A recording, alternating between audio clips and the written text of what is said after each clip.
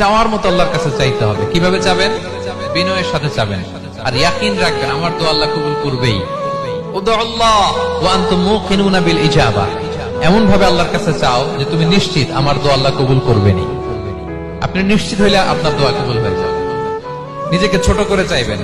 ফাসআলুল্লাহ বিবুতুনি আকুফিকুম, বিষ্ণু বলেন তোমাদের হাতের তালুগুলো উপরের দিকে, ভিক্ষুকরা যেমন চায় স্যার 2 দিন ধরে কিছু খাই নাই স্যার 2টা টাকা দেন, এই যে ভাবে যে চায় হাত পাতে, এরকম হাতের তালুগুলো উপরের দিকে করে ভিক্ষুকের মতো আল্লাহর কাছে চাও।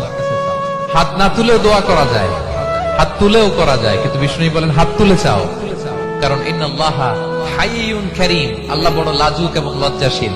বান্দা যখন হাত তুলে ভিক্ষুকের মতো কিছু চায়, ওই হাত খালি হাতে ফিরিয়ে দিতে আল্লাহ লজ্জা লাগে, খালি হাতে ফিরিয়ে দিতে আল্লাহ লজ্জা পান।